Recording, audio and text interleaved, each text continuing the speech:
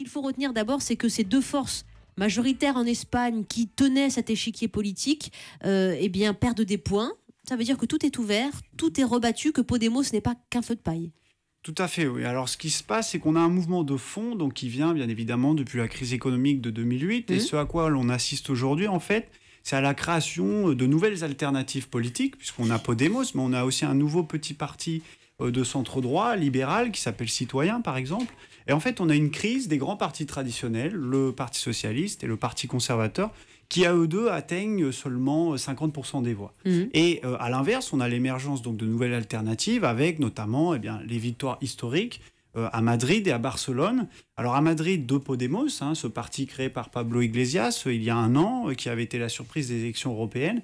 Et puis à Barcelone, d'une candidature de Ada Colau, qui est en fait une activiste du mouvement social, qui avait créé une ONG qui s'appelait la Plateforme des affectés pour l'hypothèque et qui, si vous voulez, lors de ces dernières années de crise, a milité contre les expulsions locatives et qui a en fait créé une plateforme citoyenne soutenue par Podemos et qui a englobé l'ensemble des activistes des mouvements sociaux des dernières années à Barcelone. On va réagir tout de suite là-dessus, sur cette victoire d'Ada Colau à Barcelone, parce que les Français connaissent bien cette deuxième ville d'Espagne, la plus peuplée, 1 600 000 habitants. C'est le premier bastion des indignés. Sa liste citoyenne, elle regroupe donc Podemos, les écologistes catalans, les activistes de gauche. Qu'est-ce que ça va changer dans la vie quotidienne des Barcelonais? Est-ce que ça peut être vraiment un fer de lance de cette nouvelle mode citoyenne?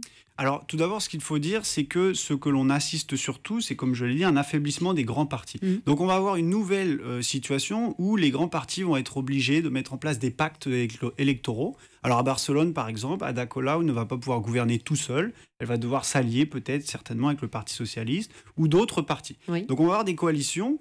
Mais ce qui est clair, c'est que le jeu politique est aujourd'hui beaucoup plus ouvert. Et les citoyens, à travers ces nouvelles alternatives, si vous voulez, on a un renouvellement générationnel. Par exemple, des élites. L'ensemble des partis politiques espagnols aujourd'hui ont renouvelé leurs élites. Le leader, par exemple, de la gauche alternative, un parti qui s'appelle Izquierda Unida, a 29 ans. Le leader du Parti socialiste espagnol, Pedro Sánchez, a 42 ans. Donc on a eu, à part pour le Parti conservateur au pouvoir, dans l'ensemble des autres partis, un vrai renouvellement. Parce que, bien évidemment, on a une volonté de changer les choses un petit peu. De changement. Alors, si vous connaissez l'Espagne, si vous avez envie de réagir sur cette actualité, ces élections locales dans le pays, eh bien, appelez-nous comme Francis qui...